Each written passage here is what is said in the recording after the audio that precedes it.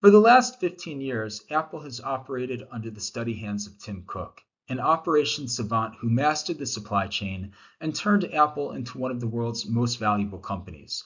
However, starting September 1st, Apple's hardware engineering chief, John Ternus, will take over as CEO. Ternus, a mechanical engineer by training, has spent the last 25 years at Apple, most recently leading hardware engineering across all major Apple products. His first major test will be in artificial intelligence, where Apple has lagged peers. Unfortunately, Siri has become emblematic of that problem. Apple needs to turn Siri from a basic and unreliable voice assistant into something genuinely useful that understands personal context and can take actions across apps. The reported Google Gemini partnership could help, but it doesn't solve the whole problem. Apple still has to make the experience simple, reliable, private, and integrated into its devices. There are reasons, though, to be constructive. Apple's advantage is the device. It controls the chip, operating system, app ecosystem, and customer relationship. Most critical to the firm's advantage is Apple Silicon. The firm has industry-leading chip performance. That matters because it can ultimately enable AI models to run directly on device as opposed to the cloud, improving speed, reliability, and cost. In part, we think this is why Ternus is well placed to lead the next phase. He's a hardware exec taking over at a time when AI may depend as much on devices, chips, sensors, and power efficiency as on software. To be sure, the risks are real. Siri may underwhelm. Apple may move too slowly. AI could shift the user interface toward assistants controlled by other parties, and new products may take years to matter financially. But Apple has multiple ways to win. A rumored roadmap that could include a foldable phone, smarter AirPods, smart glasses, home devices, and other form factors could generate both enthusiasm and sales. Apple doesn't need to build the most sophisticated AI model to win. It needs to make AI useful for normal people across devices that they already own and trust.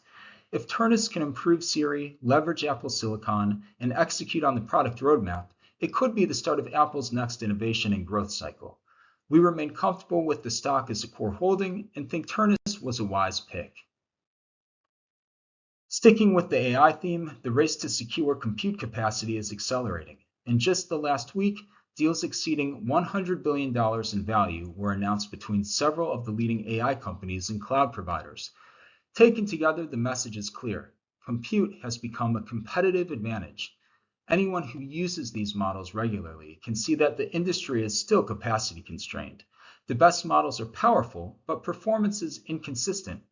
The ability to deliver high-quality AI at scale without any service issues is becoming critical to winning and retaining customers. For investors, this is constructive for the large cloud providers and broader AI infrastructure stack, from chips to networking and power. But it also raises a key risk.